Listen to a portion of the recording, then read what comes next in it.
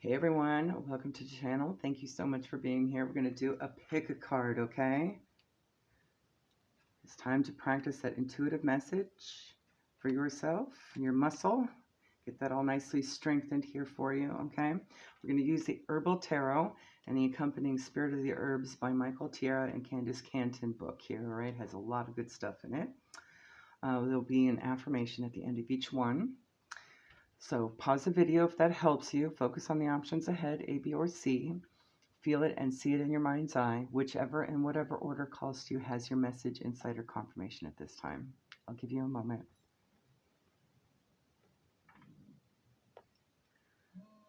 All right, for those where card A called to you, you have the King of Pentacles. This could be a boss energy. This could be a father energy as well, okay? Or this just could be a masculine energy or someone in their masculine energy.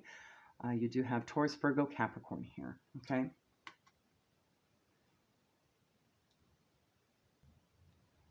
All right, there may be a need to be nurtured and to nurture at this time. To be in, oh, hold on. There we go. I was reading the Queen of Pentacles. Okay, so you might be dealing with a mother energy that might be in their more masculine energy. Okay. King of Pentacles, mastery of the workings of the world, goals, achievement, management of finances and values, being grounded and responsible for one's earthly experience and existence, seeing the earth as the forum for spiritual growth, stubbornness, resistance to change, and worries about security. Okay. The King of Pentacles is seated on a throne of rock, and he is looking directly at the viewer.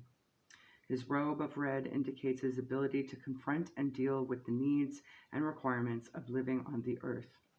Patience, willpower, and understanding of how the world works are his talents. He knows the body is a temple for spirit and sees the material world as a stage for spiritual growth. He works to achieve stability in finances, health, emotions, and in his home. He is goal-oriented and reaches for the heights of success. The king must watch that he doesn't get so fixed on his goals, achievements, and rewards that he forgets the spirit behind material manifestations and thus becomes stubborn, selfish, resistant to change, and overly focused on material security. The affirmation on this card: I work with the earth and all her gifts to see more clearly the manifestation of my spiritual self. All right, for those where card B called to you, you have the Five of Swords. All right, you may need to follow your Venus placement this week, okay? You may have a Venus Aquarius or dealing with one, okay? Or Aquarius might be heavily aspected, and that might be what this is about for you, okay? This is a no-win situation, being in competition with another and letting go of the need to be right. After using unfair and devious methods, a man has achieved an empty victory. He carries 3 swords, while 2 swords remain on the ground in the form of a sacrificial cross. The 2 people near the water feel defeated, rejected, and despondent. They see the sun in the distance being taken over by darkness, rather than seeing it as a glimmer of hope and optimism. One can be the oppressed or the oppressor.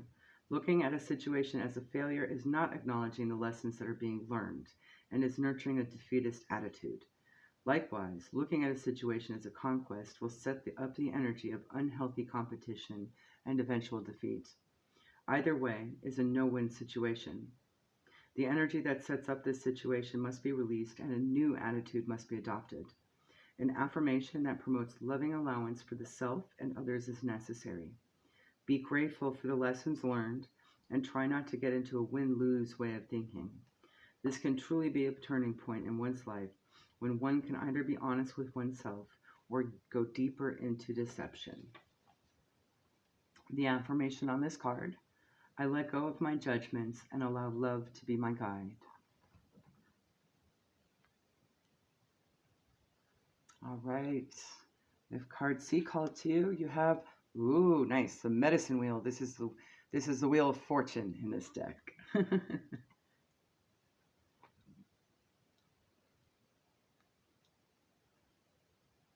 I'm trying very hard to get it to focus for you, and it's just not. I think that's the best we're going to do, right?